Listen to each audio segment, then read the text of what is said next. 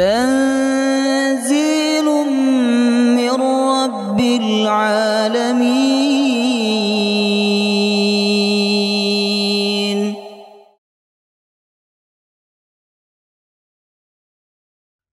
لقد جاءكم رسول من أنفسكم عزيز عليه ما عنتم حريص عليكم بالمؤمنين رؤوف رحيم.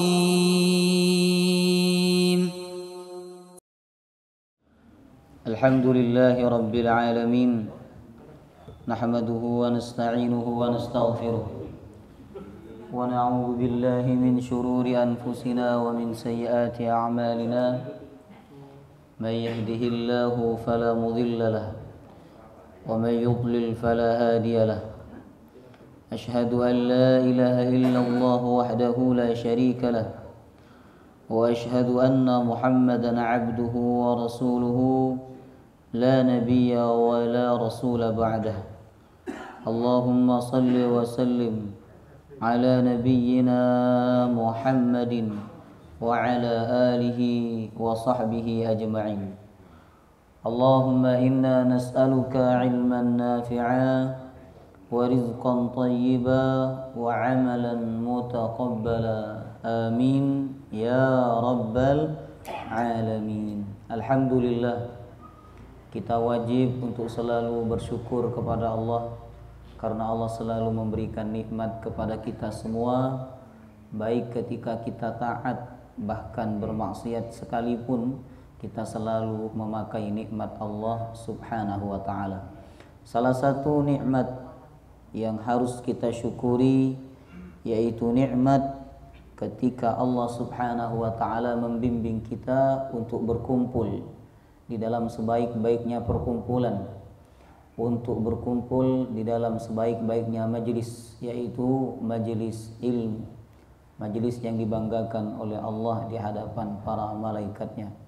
Kita memohon kepada Allah semoga ilmu yang kita pelajari menjadi ilmu yang bermanfaat, dan kita berlindung kepada Allah dari ilmu yang tidak bermanfaat, karena salah satu yang paling ditakutkan oleh Rasulullah adalah ilmu yang tidak bermanfaat. Allahumma inna nas'aluka ilman nafi'a wa rizqan tayyiba wa amalan mutaqabbala. Allahumma inna na'udzu bika min ilmin la yanfa' wa qalbin la yakhsha' wa amalin la yurfa' wa du'a'in la yusma'. Amin ya rabbal alamin. Baik, alhamdulillah pagi hari ini Allah mentakdirkan kita kembali untuk bertemu dalam kajian sirah Nabi sallallahu alaihi wasallam. Sekarang kita masuk pembahasan Amul Huzni, tahun berduka cita. Sebenarnya penamaan ini bukan dari Rasulullah, bukan juga dari para sahabat, tetapi penamaan ini dari para ahli sejarah Nabi sallallahu alaihi wasallam. Ya, Amul Huzni artinya tahun kesedihan, Bapak-bapak, Ibu-ibu. Setiap manusia itu saya kira memiliki Amul Huzni, tahun kesedihan. Tapi di sisi lain dia juga memiliki Amus Surri, ya, tahun kebahagiaan, tahun kesenangan. Mungkin di tahun itu seseorang mendapatkan ujian yang bertubi-tubi, ya, kesusahan yang bertumpuk-tumpuk, sehingga tahun itu dia namai sebagai Amul Huzni, tahun kesedihan.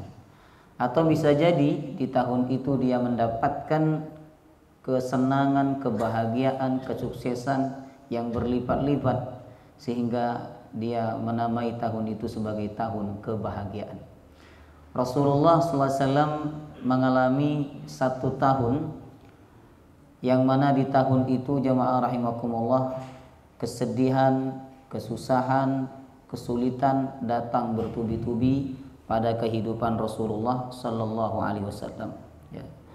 tepatnya tahun 10 kenabian, artinya ketika beliau sudah 10 tahun menjadi nabi dan rasul, ya.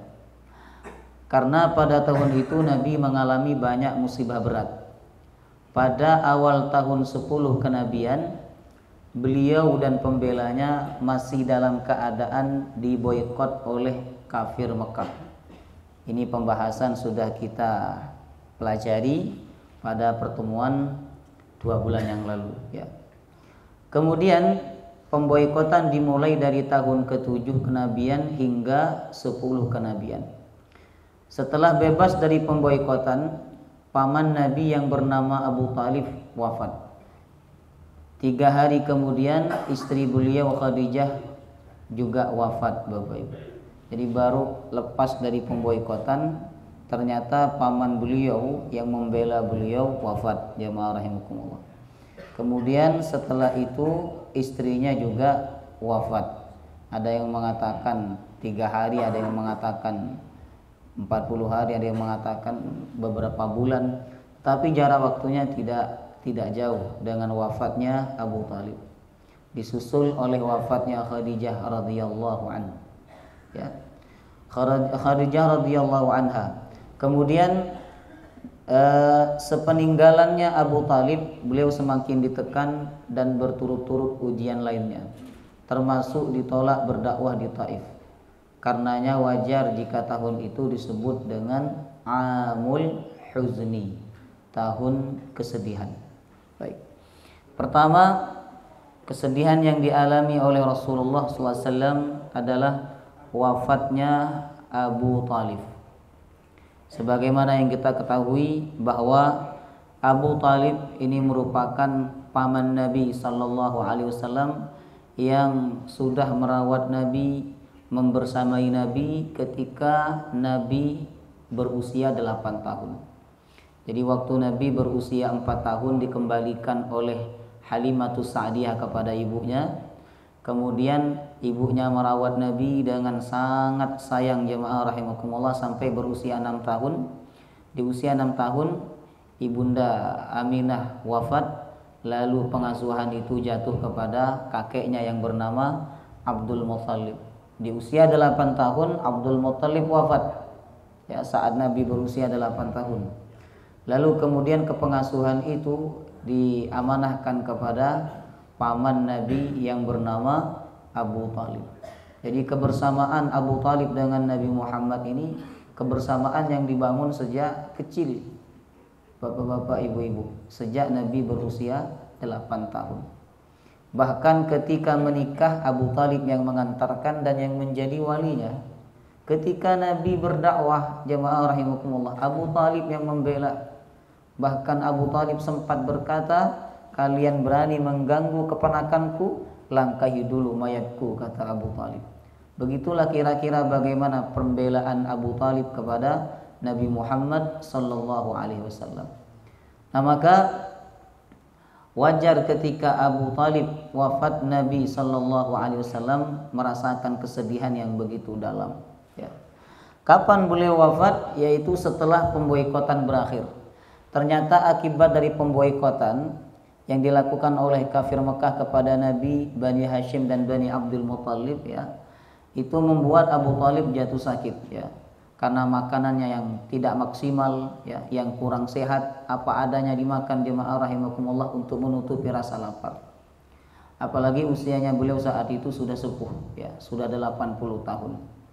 Semakin hari semakin parah, jemaah rahimakumullah. Menjelang kematiannya, Rasulullah sallallahu alaihi wasallam bersegera menuju rumah Abu Talib. Jadi tahu Abu Talib dalam keadaan kritis, Nabi langsung datang ke rumahnya Abu Talib, ya, membawa harapan yang besar untuk sang paman bahwa di akhir usianya dia mau menerima dakwah Islam, mau masuk Islam, mau beriman kepada Allah Subhanahu wa taala, sehingga ia pun selamat dari neraka. Maka Nabi berangkat ke rumah Abu Talib, bapak-bapak, ibu-ibu, ya. Nabi ingin mengajak Abu Talib di akhir usianya untuk mengucapkan kalimat la ilaha illallah. Ketika Nabi sudah sampai ke rumah Abu Talib, ternyata di rumah Abu Talib itu sudah ada orang yang paling dilaknat oleh Allah, yaitu Abu Jahal dan Abdullah bin Abi Umayyah bin Al-Mughirah. Sehingga di rumah itu bertemulah tokoh kebenaran dan tokoh kesesatan dalam satu majelis, ya, berhadap-hadapan jemaah rahimakumullah. Jadi di samping kanan ada Nabi Muhammad, di samping kirinya Abu Talib ada Abu Jahal, ya. Saat itu Nabi tetap duduk di samping Abu Talib dan tetap mengajak Abu Talib mengucapkan kalimat syahadat, ya. Tetapi Abu Jahal mempengaruhi Abu Talib agar berpegang teguh kepada agama Abdul Muttalib, ya. Dikatakan dalam sebuah riwayat yang sahih jemaah rahimakumullah bahwa ketika Nabi sudah sampai ke rumahnya Abu Talib, Nabi duduk di samping Abu Talib, lalu Nabi berkata, "Ya ammi qul la ilaha illallah." Wahai pamanku, ucapkanlah kalimat la ilaha illallah. Dengan kalimat itu aku akan berhujjah untuk membela engkau pada hari kiamat di hadapan Allah Subhanahu wa ta'ala. Inilah dalil bahwa orang yang akan meninggal dunia sunnah untuk dituntun kalimat la ilaha illallah, ditalqin. Jadi talqin itu yang sepakat ulama Bapak Ibu, tidak ada perbedaan pendapat, adalah talqin sebelum wafat. Ya, ketika dalam keadaan kritis menjelang kematian seseorang itu sunnah untuk ditalqin dengan kalimat la ilaha illallah. Adapun setelah kematian di alam kubur sudah dimakamkan, ya, kemudian ditalqin. Talqin itu artinya diajarkan. Nah, maka itu menjadi perbedaan pendapat di kalangan ulama. Jumhur ulama mengatakan itu tidak ada, tidak disyariatkan. Tapi ada sebagian kecil ulama mengatakan itu diperbolehkan. Mereka tidak mengatakan disyariatkan, tetapi diperbolehkan, ya. Apabila ada dua malaikat yang datang kepada kamu, janganlah kamu takut, karena dia hamba Allah sebagaimana kamu. Dan apabila dia bertanya kepadamu, siapa Tuhanmu, siapa nabimu, apa agamamu, di mana kiblatmu, maka jawablah dengan lisan yang fasih, Allah Tuhanku, Muhammad nabiku. Itu menurut jumhur ulama tidak ada syariatnya. Hanya sebagian kecil saja. Sebagian kecil jemaah rahimakumullah. Adapun yang disepakati oleh seluruh ulama dan tidak ada perbedaan pendapat adalah talqin sebelum meninggal, yaitu dengan kalimat la ilaha illallah tanpa Muhammadur Rasulullah, ya. Laqinu mautakum bila ilaha illallah, kata Nabi. Bimbinglah orang yang akan mati di antara kalian dengan kalimat la ilaha illallah, ya. Membimbing orang yang akan meninggal dengan kalimat la ilaha illallah itu ada adab-adabnya, ya. Pertama yang membimbing adalah orang yang paling dekat dengan calon si mayit jemaah rahimakumullah. Kemudian yang kedua, jauhkan sesuatu yang dapat membuat calon mayit itu terganggu atau bising, ya. Mungkin tangisan anaknya atau tangisan keluarganya dijauhkan dulu biar dia tenang. Kemudian yang ketiga, ucapkanlah dengan kalimat yang lirih, tidak perlu berteriak-teriak atau dengan suara yang keras, dari telinga sebelah kanannya, ya. Ucapkan dengan kalimat yang lirih, lalu sebut la ilaha illallah. Kalau perlu diajak, sebutlah kalimat la ilaha illallah. Dengan kalimat ini engkau akan masuk surga. Jadi perlu dikasih motivasi surga jemaah rahimakumullah, ya. Itu kalau anaknya belajar. Tapi kalau anaknya tidak belajar, bingung ketika orang tuanya sedang sakaratul maut, ya. Kemudian tidak perlu diulang-ulang, ya. Saya sering sampaikan ini, kalau mentalkin jenazah itu nggak usah diulang-ulang. Nyendat-nyendat la ilaha illallah, biarin dulu mungkin beberapa detik untuk dia mengikuti. Jemaah rahimakumullah, kalau dia tidak mengikuti atau belum mengikuti, maka sebut lagi la ilaha illallah. Jangan diulang-ulang, la ilaha illallah. Ya. Kalau diulang-ulang ada apanya? Ada berkatnya, jemaah rahimakumullah.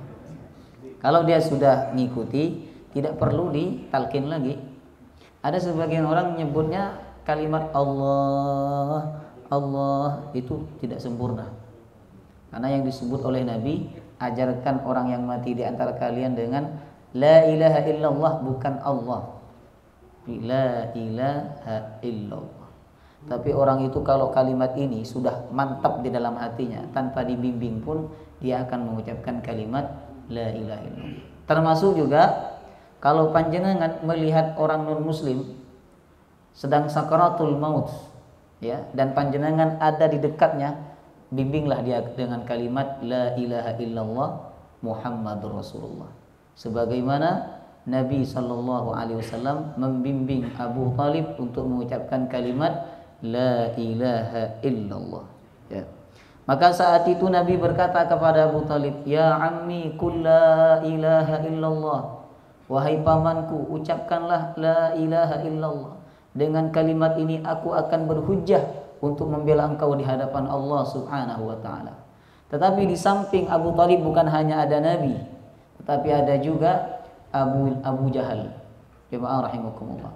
Maka saat itu Abu Jahal menimpali apa yang dikatakan oleh Nabi Muhammad. Abu Jahal berkata, atarghabu an millati Abdul Muttalib. Wahai Abu Talib, apakah engkau tidak suka kepada agamanya Abdul Muttalib, agama ayahmu? Abu Talib diam. Tapi Nabi saat itu terus mengajak Abu Talib untuk mengucapkan kalimat la ilaha illallah, la ilaha illallah. Nah, tapi Abu Jahal juga menimpali jemaah rahimakumullah. Kata Abu Jahal, atarghabu an millati Abdul Muttalib, apakah engkau membenci agamanya Abdul Muttalib? Terus dua tokoh ini mengajak kepada tauhid, yang satunya mengajak kepada kesesatan jemaah rahimakumullah, ya. Akhirnya Abu Talib melihat wajah Nabi sallallahu alaihi wasallam dan menoleh kepada Nabi lalu berkata sambil senyum, jemaah rahimakumullah. Kemudian Abu Talib berkata, wahai Muhammad, sesungguhnya aku tahu jika aku mengucapkan apa yang engkau inginkan, engkau pasti bahagia, engkau pasti senang. Tetapi seandainya orang Quraisy tidak mencelaku, maka aku akan mengucapkan apa yang diinginkan oleh engkau. Artinya Abu Talib tidak mau mengucapkan. Akhirnya Abu Talib berkata, ala millati Abdul Muttalib.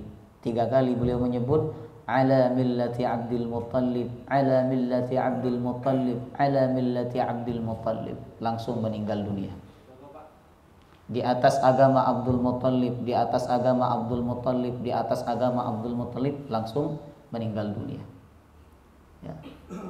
Jadi dia tetap berkomitmen kepada agama ayahnya, agama kakek moyangnya, yaitu agama kesyirikan, jemaah rahimakumullah.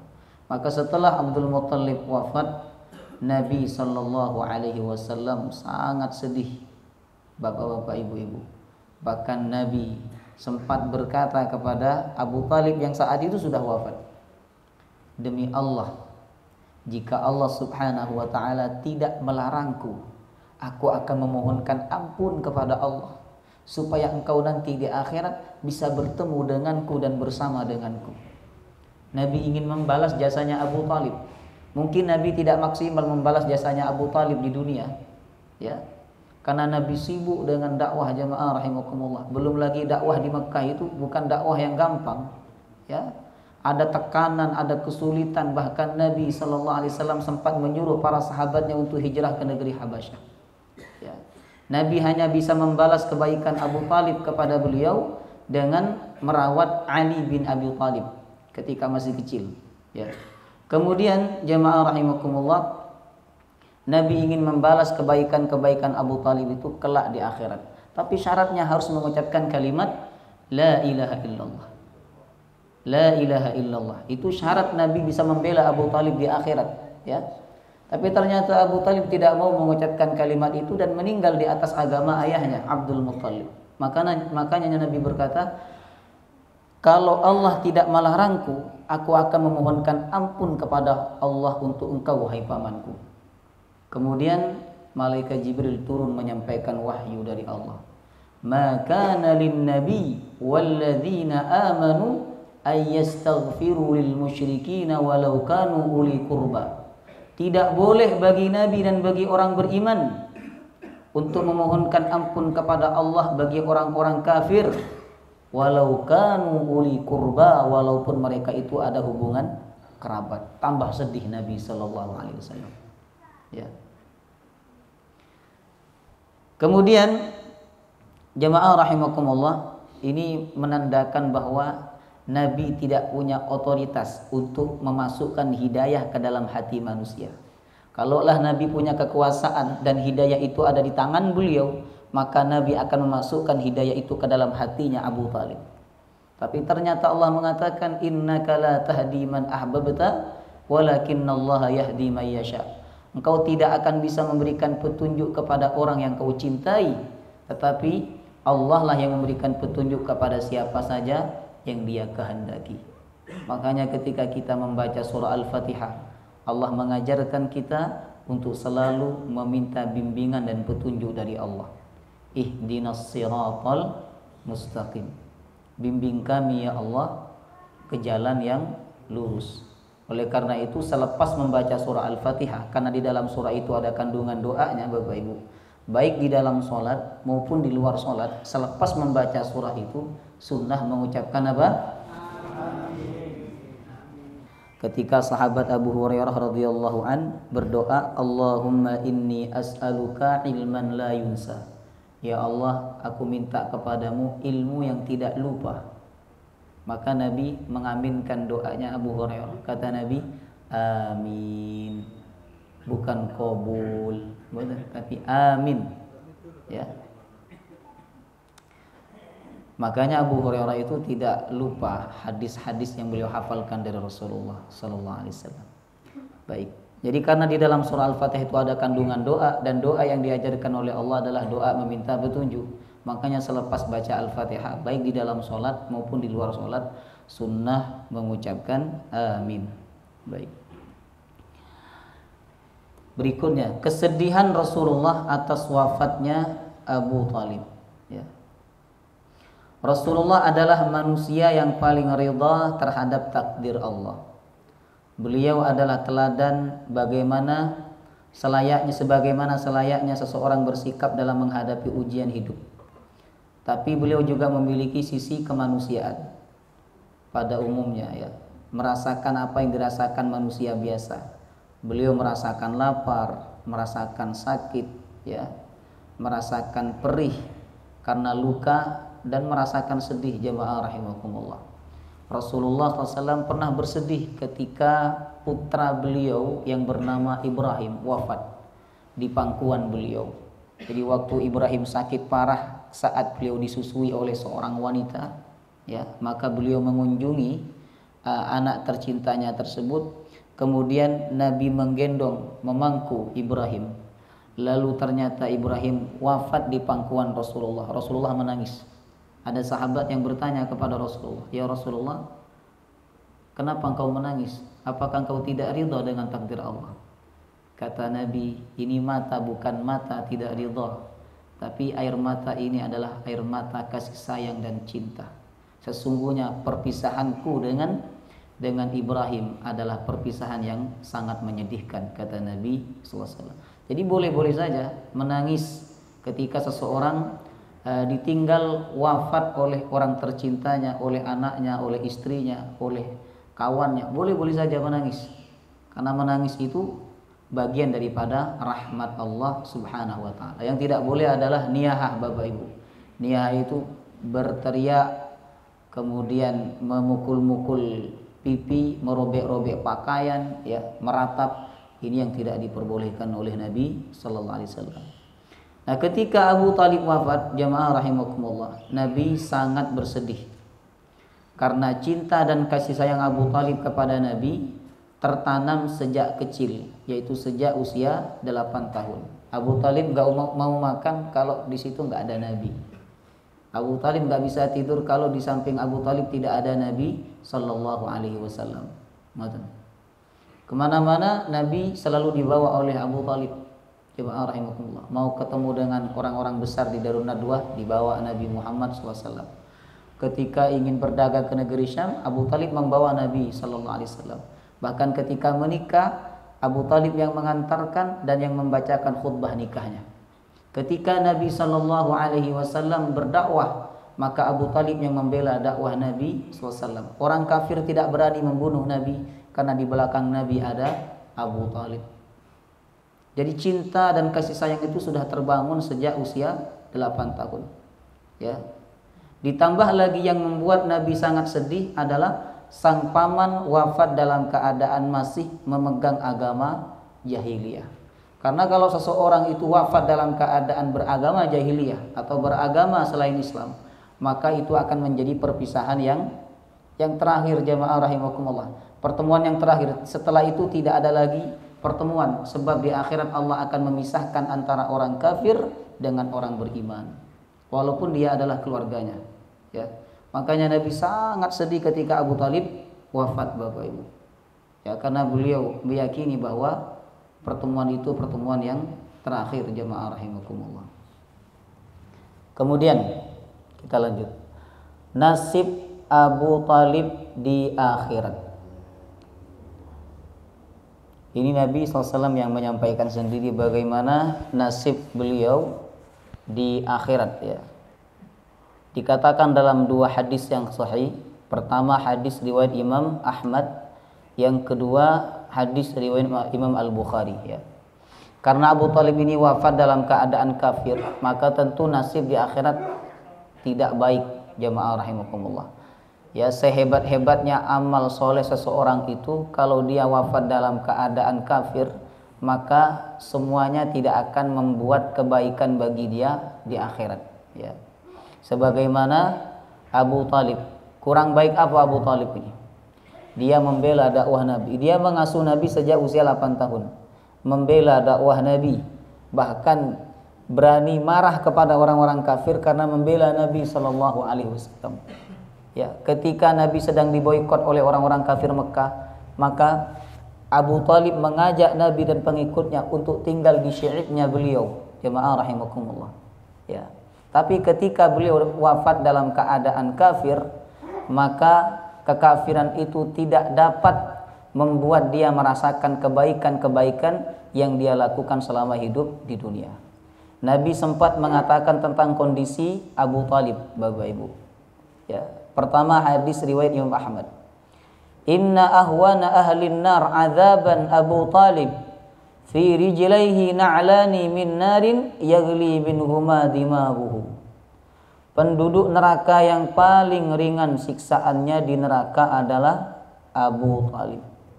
Ia memakai 2 sandal yang terbuat dari api neraka yang membuat otaknya mendidih karena panasnya sandal itu. Ini azab yang paling ringan dirasakan oleh Abu Talib. Ya. Ringannya saja seperti itu, apalagi beratnya, jemaah rahimakumullah. Ya, ringannya saja membuat otak mendidih. Ya. Makanya tidak ada sesuatu yang kita diperintahkan oleh Allah untuk berlindung melebihi daripada berlindung dari api neraka. Ya ayyuhalladzina amanu qu anfusakum wa ahlikum nar. Wahai orang-orang yang beriman, qu anfusakum wa ahlikum nar. Jagalah diri kalian dan keluarga kalian dari neraka. Karena neraka ini sesuatu yang sangat dahsyat. Bayangkan jemaah rahimakumullah. Yang ringan saja seperti orang yang memakai 2 sandal dan panasnya sandal itu membuat otaknya mendidih sebagaimana air yang mendidih. Nauzubillahi min dzalik. Ya. Lalu bagaimana dengan azab yang lebih besar daripada itu, jemaah rahimakumullah. Ya. Makanya Allah menyebutkan tentang neraka dalam Quran, Bapak Ibu, supaya kita takut. Ya. Bahkan Allah menyebut neraka itu dengan nama-nama yang tidak kalem. Namanya keras. nama-namanya menakutkan. Coba sebutkan nama-nama neraka. Yang pertama, nama neraka itu adalah Al-Jahim. Sebagaimana firman Allah, kalla inna kitabal fujjari lafi jahim. Jahim itu nama lain dari neraka, bukan menunjukkan tingkatan neraka, jemaah rahimakumullah. Ya. Apa artinya jahim? Dikatakan oleh ahli bahasa, jahim itu diibaratkan seperti mata yang melotot. Jahimatil ainan. Kedua mata yang melotot, orang Arab menyebutnya mata itu jahimatil ainan, jahim. Ya. Orang kalau matanya melotot, Bapak Ibu, itu menandakan apa? Hah? Menandakan marah, jemaah rahimakumullah. Ya. Jadi neraka itu digambarkan dengan mata yang melotot, menunjukkan bahwa neraka itu setiap saat marah kepada orang-orang yang durhaka terhadap Allah. Makanya Allah menggambarkan dalam surah Al-Mulk, takadu tamayyazu minal ghaib. Neraka itu hampir hancur karena dia marah. Hampir pecah karena dia marah. Ya, panjenengan kalau marah apa yang pecah? Alhamdulillah mengaku. Ya. Neraka itu hampir saja pecah karena dia marah, ya. Takadu tamayyazu minal ghaiz kullama ulqiya fiha fawjun sa'alahum khazanatuha alam ya'tikum nadhir. Jadi setiap saat neraka itu marah kepada para penghuninya. Ibu-ibu, kalau panjenengan punya suami yang suka marah, panjenengan betah nggak tinggal di rumah itu? Kan buatan jemaah rahimakumullah. Pagi marah, mau berangkat kerja, bangun tidur langsung marah. Mau berangkat kerja marah, nanti pulang kerja marah lagi. Mau tidur marah lagi. Hah? Maka seorang wanita itu akan menganggap rumah ini bagaikan neraka. Ya, jemaah rahimakumullah. Padahal marahnya suami itu ya tidak 24 jam. Ya, kalau dia tidur kan tidak marah dia. Ya. Sedangkan neraka ini marahnya 24 jam, jemaah rahimakumullah. Setiap saat neraka itu marah. Makanya Allah menggambarkan dengan Al-Jahim, mata yang melotot, Bapak Ibu. Kemudian terkadang Allah menyebut neraka itu dengan nama Jahannam. Ngeri namanya, Jahannam. Jahannam artinya Al-Qa'rul Ba'ir. Al-Qa'rul Ba'ir, jurang yang amat sangat dalam. Panjenengan kalau berada di tepi jurang dan melihat ke bawah, ternyata jurangnya amat sangat dalam, apa yang terjadi pada panjenengan? Takut, gemeter. Allah menyebut neraka dengan Jahannam supaya kita begitu. Inna jahannama kanat mirsada, supaya kita takut, ya Allah. Kan begitu Bapak Ibu. Nah, makanya Allah sebut nama-nama neraka itu enggak ada yang kalem, jemaah rahimakumullah. Ya. Allah mengatakan dalam surah Al-Mulk bahwa kelak penghuni neraka itu dimasukkan oleh Allah dengan cara dilempar. Jadi cara memasukkannya aja udah begitu, apalagi diazabnya. Ya, di dalamnya jemaah rahimakumullah. Kata Allah, kullama ulqiya fiha faujun sa'alahum khazanatuha. Setiap kali mereka dilempar ke dalam neraka itu. Dilempar bahasanya. Sesuatu yang dilempar itu kan menunjukkan apa? Penghinaan. Boten dipinarakan, monggo pinara. Boten. Tapi kalau penghuni surga dipinarakan oleh Allah. Udkhuluha bisalam. Masuklah kalian dengan keselamatan dan kedamaian. Disambut oleh para malaikat di dalam surga. Salamun alaikum bima sabartum. Keselamatan atas kalian bima sabartum, sebab kalian sabar. Dipinarakan. Tapi penghuni surga, penghuni neraka boten dipinarakan. Dilempar, jemaah rahimakumullah. Jadi Allah cerita tentang neraka itu supaya kita takut. Makanya bagi orang beriman tidak ada yang paling menakutkan dan tidak ada cerita yang paling mengerikan melebihi cerita tentang neraka. Bayangkan, azab yang paling ringan saja seperti orang memakai sandal dan panasnya sandal itu mendidih dan panasnya sandal itu masuk ke otaknya dan otaknya menjadi mendidih, jemaah rahimakumullah. Ya. Dan orang yang merasakan azab yang paling ringan adalah Abu Thalib. Kemudian hadis yang kedua, hadis riwayat Imam Al-Bukhari, Bapak Ibu. Paman Nabi yang bernama Al-Abbas. Paman Nabi ada 4 ketika Nabi menjadi Rasul ya. 2 Islam, 2 kafir. Yang 2 Islam adalah Abbas dan Hamzah. Sedangkan yang 2 kafir yaitu yang abu-abu semua itu, Abu Thalib sama Abu Lahab, jamaah rahimakumullah. Ya. Abbas bin Abdul Muttalib pernah bertanya kepada Rasulullah, "Ya Rasulullah, hal nafa'ta Aba Talib bi syai'in?" Wahai Rasulullah, apakah panjenengan bisa memberikan manfaat kepada Abu Talib kelak pada hari kiamat? Kata Rasulullah, "Na'am, huwa fi dhahdahin min nar." Iya, saya bisa memberikan manfaat kepada Abu Talib kelak pada hari kiamat. Ya, huwa fi dhahdahin min nar. Dia berada di dalam neraka yang paling landai, yang paling atas, jemaah rahimakumullah.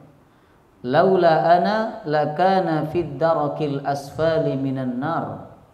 Kalau bukan karena saya, maka dia akan berada di dalam neraka yang paling bawah.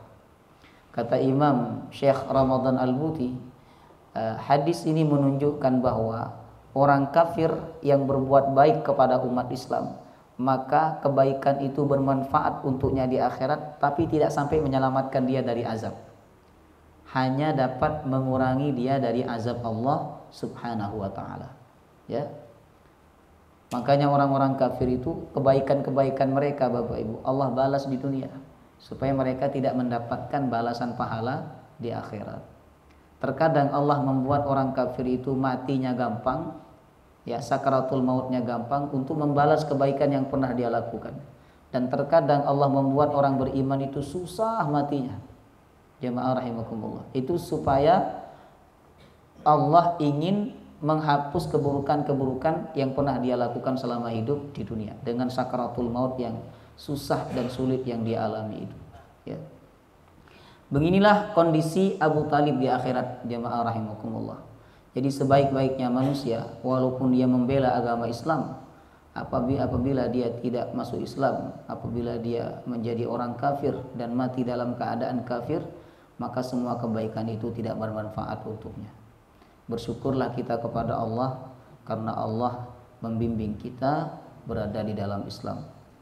Sekecil-kecilnya iman orang Islam itu, kelak Allah akan keluarkan dia dari neraka dan Allah masukkan dia ke dalam surga, Bapak Ibu. Kemudian setelah Abu Talib wafat dan Nabi dirundung kesedihan yang begitu luar biasa, ya, ditambah lagi Abu Talib wafat dalam keadaan tidak membawa agama Islam. Belum selesai kesedihan itu, ternyata disusul dengan kesedihan yang lain, yaitu dengan wafatnya Khadijah, istri pertama Rasulullah Sallallahu Alaihi Wasallam. Ya. Panjenengan bisa membayangkan, ya, ketika panjenengan ditinggal mati oleh istri panjenengan, istri tercinta. Ya. Tak lama setelah istri panjenengan wafat, disusul oleh anak panjenengan yang wafat. Ya. Ini tentu kesedihan yang begitu luar biasa, jemaah rahimakumullah. Ya. Maka setelah Abu Talib wafat, menurut satu riwayat 1 bulan atau 15 hari atau 3 hari setelah wafatnya Abu Talib, Khadijah radhiyallahu anha menyusul wafat, jemaah rahimakumullah. Manusia pertama yang menikahi Rasulullah, bahkan manusia pertama yang mempercayai kerasulan beliau.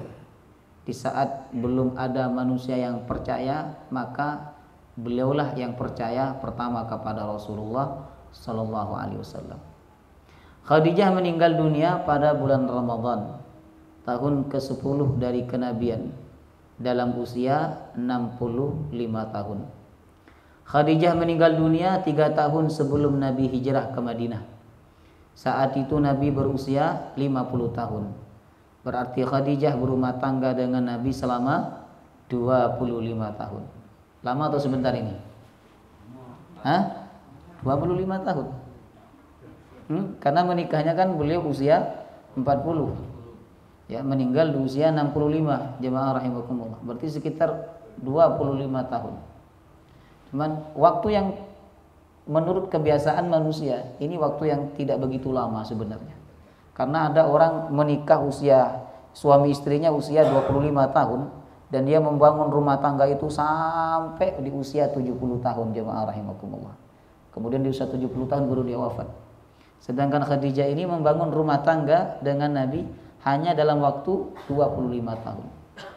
Tapi waktu 25 tahun ini sangat berkesan bagi Nabi Sallallahu Alaihi Wasallam. Ya, sangat berkesan Bapak Ibu. Khadijah bisa memberikan semua kepada Rasulullah. Mulai dari hartanya, bahkan bisa memberikan anak kepada Nabi. Anak laki-lakinya 3, anak perempuannya 4, jemaah rahimakumullah. Ya. Jadi tidak ada kekurangan pada Khadijah di mata Rasulullah Sallallahu Alaihi Wasallam. Sehingga 25 tahun ini menjadi waktu yang sangat berkesan bagi Nabi dan tidak pernah dilupakan oleh Nabi Sallallahu Alaihi Wasallam. Ya. Makanya ketika Khadijah wafat, Nabi amat sangat sedih. Sebab ketika Abu Thalib wafat, Bapak Ibu, orang-orang Mekah membuat Nabi semakin tertekan, tempat-tempat dakwah semakin ditutup oleh mereka, sehingga tidak ada yang diharapkan oleh Nabi untuk membesarkan hati beliau selain daripada Khadijah radhiyallahu anha. Tapi ternyata orang yang biasanya membesarkan hati Nabi, menghibur hati Nabi, ternyata juga dipanggil oleh Allah Subhanahu wa ta'ala. Kemana Nabi akan mengadu? Kemana Nabi akan curhat? Kemana Nabi akan minta pendapat, jemaah rahimakumullah. Ya. Itulah yang bikin Nabi sedih ketika wafatnya Khadijah radhiyallahu anha. Ya, karena saat itu satu-satu istrinya Nabi hanya Khadijah. Kalau Nabi punya istri yang lain, ya, ketika Khadijah masih hidup, mungkin kesedihan Nabi tidak begitu dalam. Jemaah rahimakumullah. Tapi waktu itu hanya Khadijah istrinya beliau. Jemaah rahimakumullah. Ya. Makanya beliau sedih sangat mendalam ketika wafatnya Khadijah. Kemudian keutamaan Khadijah dan cinta abadi Rasulullah sallallahu alaihi wasallam. Ya. Khadijah adalah orang yang pertama kali beriman dan yang pertama kali diajarkan wudhu dan sholat oleh Rasulullah sallallahu alaihi wasallam. Di saat manusia belum beriman kepada beliau, maka Khadijah sudah beriman kepada beliau. Ya. Bahkan orang yang pertama kali diajarkan wudhu, diajarkan sholat oleh Nabi adalah Khadijah radhiyallahu anha. Dan orang yang pertama kali sholat berjamaah dengan Nabi adalah Khadijah radhiyallahu anha. Ya. Kemudian yang kedua, Khadijah orang pertama yang membantu dakwah Rasulullah. Mulai ketika Nabi menyendiri di Gua Hira menerima wahyu, saat itu Khadijah mengantarkan bekal makanan, jemaah rahimakumullah. Khadijah naik ke Gua Hira. Ini yang pernah kita pelajari, bahwa kecintaan Khadijah dan dukungan Khadijah kepada Nabi Muhammad membuat beliau naik ke Gua Hira yang tingginya sekitar 450 meter, Bapak Ibu. Ya, 450 meter. Kemudian jemaah rahimakumullah, Khadijah radhiyallahu anha mengantarkan makanan kepada beliau, ya, mendukung dakwahnya beliau. Makanya Nabi pernah berkata, ini testimoninya Nabi terhadap Khadijah. Kata Nabi, "Ma abdalani Allah azza wa jalla khairan minha." Allah tidak mengganti wanita untukku yang lebih baik dari Khadijah. Ya. Walaupun Nabi udah nikah beberapa kali setelah Khadijah wafat, jemaah rahimahullah, tapi Nabi tetap mengatakan tidak ada wanita yang lebih baik digantikan oleh Allah untukku melebihi daripada Khadijah. Qad amanat bi idz kafara biyan nas. Dia beriman kepadaku ketika manusia ingkar kepadaku. Wa saddaqani idz kadzdzabani an-nas. Dan dia membenarkan aku ketika manusia mendustakanku. Dia menginfakkan hartanya untukku ketika manusia belum mau menginfakkan hartanya untukku. Itulah yang bikin Nabi mengatakan tidak ada wanita yang lebih baik dari Khadijah dalam hidupku, kata Nabi. Subhanallah. Ya. Kemudian yang ketiga, Khadijah pernah mendapatkan salam dari Allah dan malaikat Jibril, Bapak Ibu. Jadi enggak kaleng-kaleng ya. Kita dapat salam dari siapa? Kalau Khadijah ini dapat salam dari Allah dan malaikat Jibril. Hadis Al-Bukhari. Jadi waktu itu malaikat Jibril datang ke Rasulullah. Kata malaikat Jibril, "Wahai Muhammad, bentar lagi Khadijah datang kepadamu membawa makanan." Waktu itu Khadijah masih hidup. Ya. Kemudian jika engkau datang dan jika dia datang kepada engkau, sampaikan salam dari Allah dan sampaikan salam juga dari aku. Ya. Kemudian kabarkan kepada dia bahwa dia telah dibangunkan rumah dan istana di surga oleh Allah Subhanahu wa ta'ala. Luar biasa Khadijah. Belum wafat udah dibangunin rumah dan istana di surga oleh Allah Subhanahu wa ta'ala. Ya. Bapak Ibu, pengen enggak punya rumah di surga? Kita bukan Khadijah, jemaah rahimakumullah. Makanya kalau pengen rumah di surga, kata Nabi dalam hadis yang sahih, laksanakan salat 12 rakaat. Salat rawatib.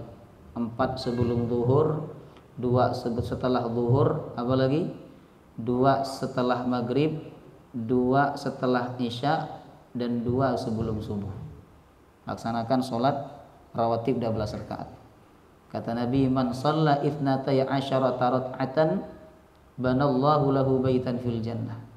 Siapa yang sholat 12 rakaat selain sholat fardu, maka Allah akan membangunkan rumah untuknya di surga. Ditafsirkan oleh Aisyah radhiyallahu anha, yang dimaksud oleh Nabi adalah 12 rakaat sholat rawatib. 4 sebelum zuhur, 2 setelah zuhur. Apa lagi? 2 setelah maghrib, 2 setelah isya, 2 sebelum subuh. Jamaah rahimah. 4 sebelum zuhur langsung 4 rakaat. Bapak Ibu, ya. Kalau kita rutin, maka Allah akan membangunkan rumah untuk kita di surga. Ini istimewa. Belum meninggal rumahnya udah ada di surga.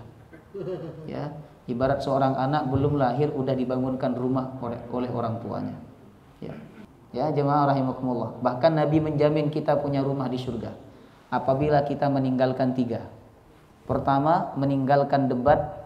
Yang kedua, meninggalkan ucapan dusta. Yang ketiga, meninggalkan akhlak yang jelek. Ini disebutkan dalam hadis yang sahih. Ya. Ana za'imun bi baitin fi rabadil jannah liman tarakal mira wa in kana muhiqqan, kata Nabi. Aku ini menjamin rumah di pinggiran surga. Bagi siapa? Bagi orang yang meninggalkan perdebatan walaupun dia benar. Debat boleh enggak? Nah, maka yang meninggalkan perdebatan walaupun dia benar, dia enggak mau debat tuh.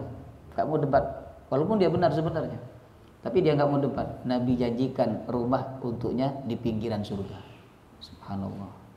Makanya bapak-bapak, ibu-ibu, ya, walaupun panjenengan benar, enggak usah berdebat. Karena berdebat itu tidak akan membuat orang menerima pendapat panjenengan, sebab mereka sudah dihantui dengan rasa kebencian, kedengkian, jemaah rahimahullah. Makanya agama ini agama nasihat, ad-dinun nasihah. Agama ini nasihat. Bapak Ibu, sampaikan agama ini dengan kedamaian, dengan kelembutan, dengan nasihat, wa tawassaw bil haqqi wa tawassaw bis sabr. Niscaya agama itu akan masuk ke dalam hati orang yang kita inginkan. Tapi kalau dengan cara berdebat, jemaah rahimakumullah, maka pesan-pesan agama ini tidak akan masuk ke dalam hati manusia. Cuman pada dasarnya debat itu boleh-boleh saja, selama bermanfaat. Yang tidak boleh itu kan debat kusir. Itu yang dilarang oleh Nabi. Debat kusir itu seperti debat di LC. Ya, Indonesia Layar Club. Wah, itu enggak usah nonton, panjenengan sia-sia waktunya. Dan akan dihisap oleh Allah waktu panjenengan. Ya. Itu debat kusir, ada 2 arah, jemaah rahimakumullah. Dan namanya debat itu nggak ada orang yang mau mengakui, oh ya Anda benar, nggak begitu. Termasuk juga debat presiden kemarin, siapa yang nonton di sini?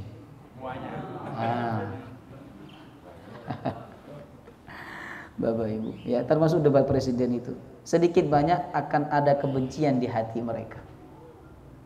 Walaupun ada yang terang-terangan menampakkan dengan gesturnya. Baik jemaah rahimakumullah. Jadi orang yang meninggalkan debat itu Nabi menjamin rumah untuknya di surga. Dan orang yang meninggalkan kedustaan walaupun dia bercanda, Nabi juga menjamin rumah untuknya di surga. Dan orang yang meninggalkan akhlak yang jelek, Nabi juga menjamin untuknya rumah di surga. Ya. Jadi kalau kita melakukan amalan-amalan itu, kita juga dapat rumah di surga sebagaimana Khadijah dibangunkan rumah di surga oleh Allah Subhanahu wa taala. Ya. Kemudian yang terakhir, keutamaan dan cinta abadi Rasulullah SAW kepada Khadijah, yaitu Nabi selalu mengenang Khadijah dan memberikan hadiah kepada kerabat Khadijah. Jemaah rahimakumullah. Makanya Aisyah pernah berkata dalam hadis Al-Bukhari, ya, tidak ada wanita yang membuat aku cemburu kepadanya padahal dia sudah wafat 3 tahun yang lalu. Kata Aisyah radhiyallahu anha, melebihi daripada Khadijah. Ya. Sebab ketika Nabi SAW sedang bersama kami, Nabi memuji Khadijah dengan pujian yang berlebih-lebihan, yang pujian itu belum pernah disampaikan kepada kami, kata mereka. Ya. Bahkan ketika Nabi SAW menyembelih kambing, menyembelih unta, Nabi memerintahkan para sahabatnya untuk membagi kepada kerabat-kerabatnya Khadijah. Jadi Nabi kalau kumpul sama istrinya, itu mesti Nabi SAW akan mengenang bagaimana kebaikannya Khadijah. Coba bayangkan ibu-ibu, jika panjenengan menjadi istri yang kedua, ya, karena istri dari suami panjenengan, istri pertamanya sudah meninggal dunia. Lalu ketika berdua dengan panjenengan, ngobrol dengan panjenengan, tiba-tiba suami panjenengan itu mengungkit-ungkit istri yang pertama, kebaikannya, kemuliaannya. Panjenengan sakit hati na boten?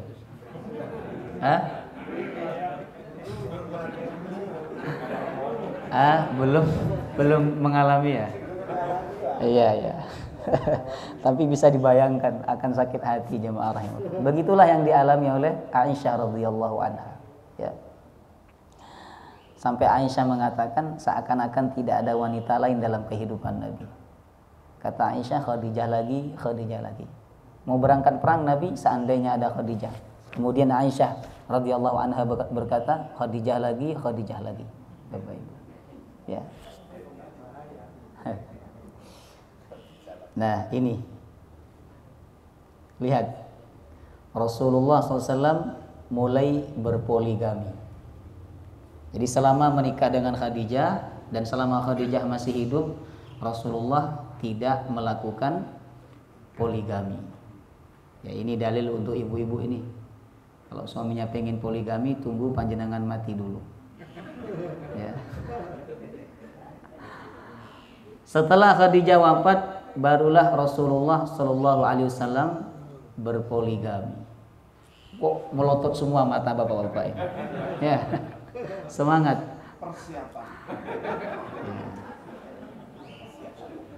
Dari Aisyah radhiyallahu anha, dia pernah berkata, ketika Khadijah wafat, maka Khawlah binti Hakim berkata, wahai Rasulullah, maukah engkau menikah lagi? Ya, jadi tidak lama setelah Khadijah wafat, langsung ada seorang wanita menawarkan kepada Rasulullah untuk menikah lagi. Cuman bukan dengan dia, karena waktu itu dia masih punya suami, jemaah rahimakumullah. Nama wanita yang menawarkan adalah Khawlah binti Hakim. Wahai Rasulullah, maukah engkau menikah lagi? Beliau menjawab, ya mau, kata Nabi. Ya, apakah engkau memiliki calon? Jadi seorang laki-laki yang ditinggal wafat oleh istrinya, jangan ditanya mau nikah lagi apa enggak, enggak usah ditanya. Itu pasti mau, jemaah rahimakumullah. Makanya Nabi mengatakan, ya mau, kata Nabi. Ya, apakah engkau memiliki calon, kata Nabi. Khawlah bertanya, engkau mau yang gadis atau mau yang janda? Nah itu. Kalau pertanyaan ini ditujukan kepada kita, gimana Pak jawabannya? Kalau pertanyaan ini ditujukan kepada kita, gadis kan? Tapi lihat jawaban Nabi. Perhatikan. Kata Khawlah, kalau gadis berarti dengan putri orang yang kau cintai, yaitu Aisyah, putrinya Abu Bakar As-Siddiq. Sedangkan kalau dengan janda berarti engkau menikah dengan Saudah binti Zam'ah. Saudah ini termasuk wanita yang hijrah ke Habasyah, Bapak Ibu, dan suaminya meninggal dunia setelah pulang dari negeri Habasyah. Ya. Apa jawaban Nabi? Pergilah dan katakan kepada keduanya. Ya. Pergilah dan katakan kepada keduanya tentang maksudku. Artinya apa? Nabi pengen menikahi dua-duanya. Gadis iya, yang janda juga iya. Berani enggak jenengan gini? Oh, enggak berani. Ya. Langsung dua, ya jemaah rahimahullah, dalam waktu yang berdekatan. Ada yang mengatakan Aisyah dulu yang dinikahi, baru Khawlah.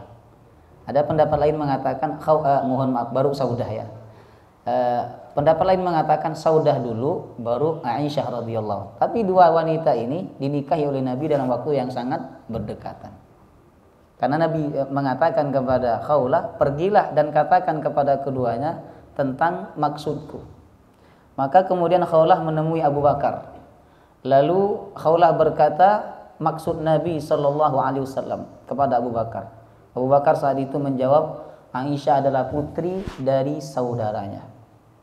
Karena Nabi menganggap Abu Bakar itu sebagai saudara. Abu Bakar mengira bahwa menikah dengan orang yang dianggap sebagai saudara, menikahi anaknya berarti nggak boleh, kan begitu. Makanya apa yang disampaikan oleh Abu Bakar ini disampaikan oleh Khawlah kepada Nabi. Lalu Nabi mengatakan, katakanlah kepada Abu Bakar, ia adalah saudaraku dalam Islam, bukan saudara senasab. Sedangkan putrinya boleh aku nikahi, kata Nabi sallallahu alaihi wasallam. Ya.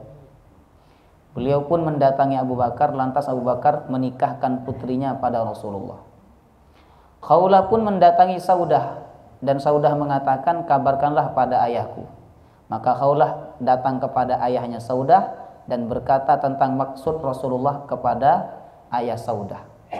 Lalu akhirnya beliau pun menikahkan dengan beliau, ayahnya Saudah menikahkan Saudah, ya, menikahkan Rasulullah dengan Saudah.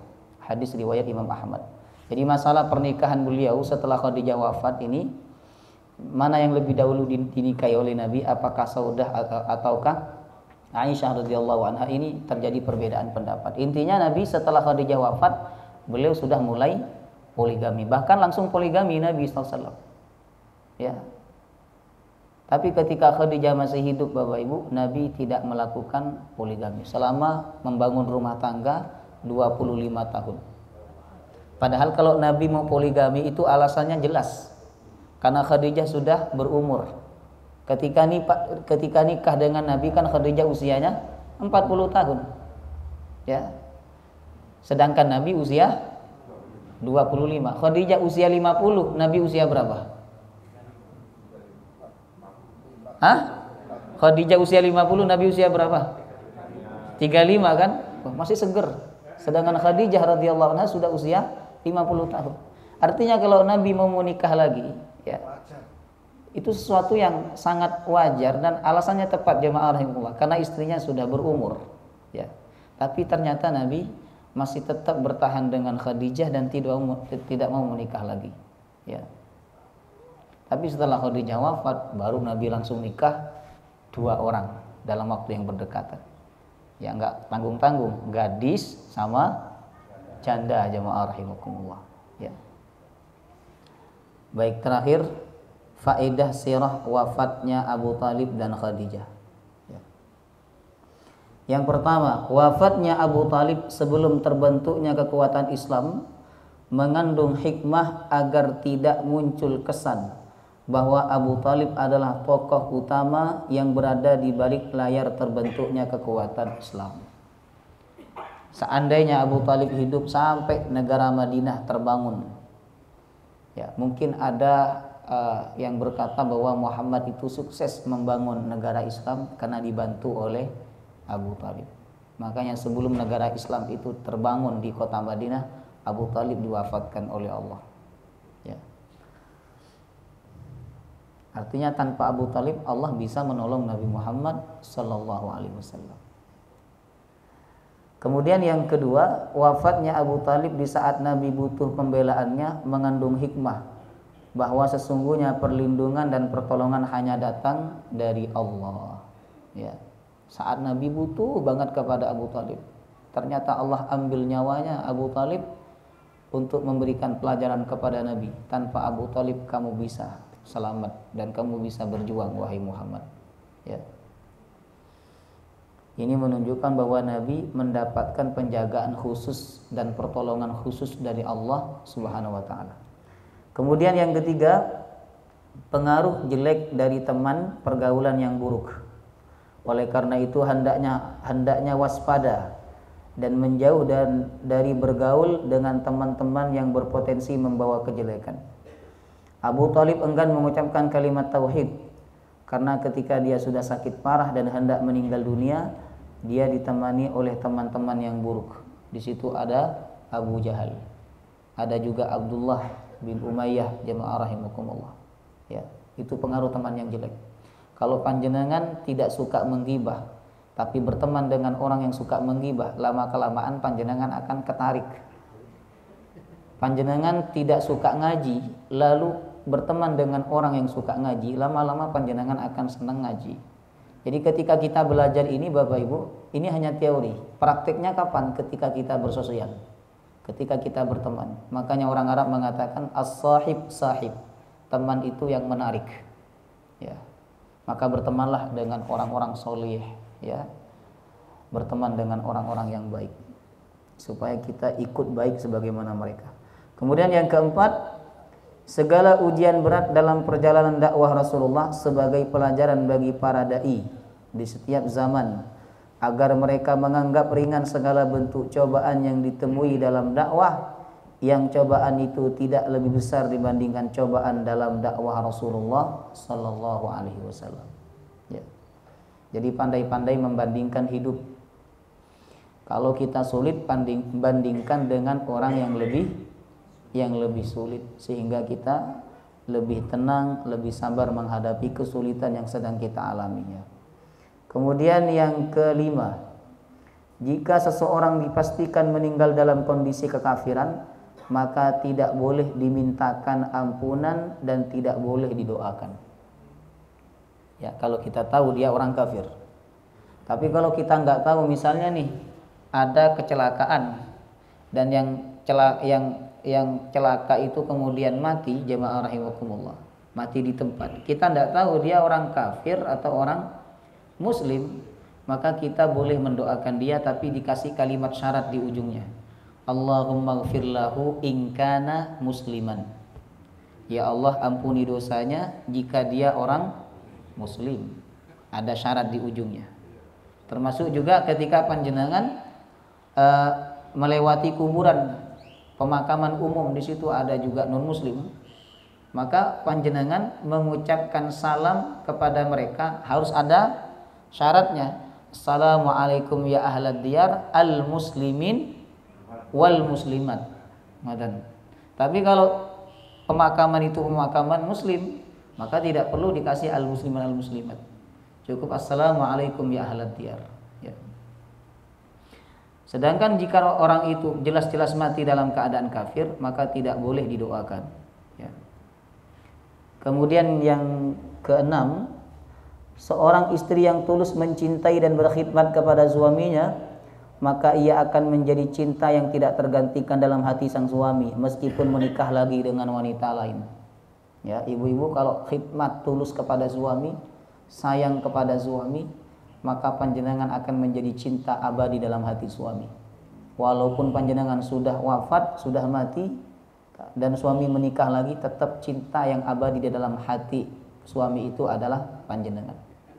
Ya, itu kalau suaminya seperti Nabi. Ya. Tapi kalau suaminya udah nakal sebelum panjenengan meninggal dunia, berarti di dalam hati suami itu bukan hanya ada panjenengan.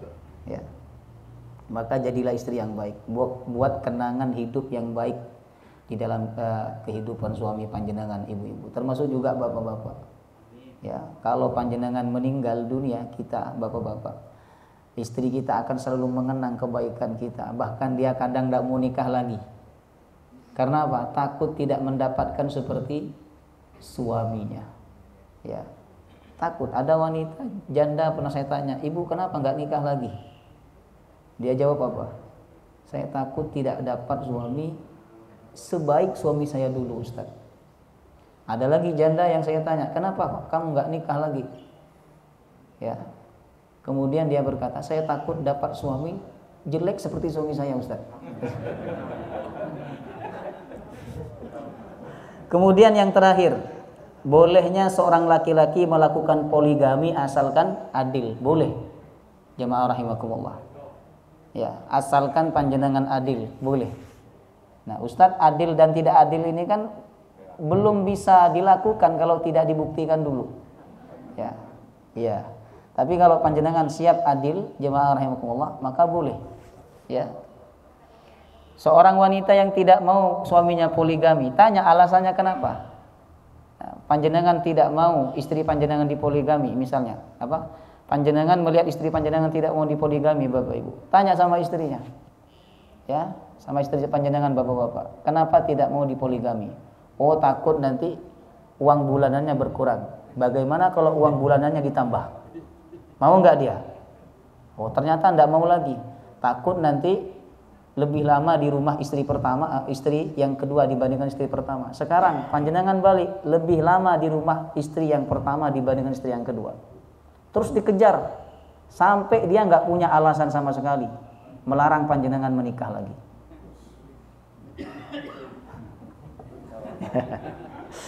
Dikejar terus, ya. Itu kalau panjenengan pengen menikah lagi, tapi sama istri panjenengan tidak diperbolehkan. Tanya alasannya apa. Ya.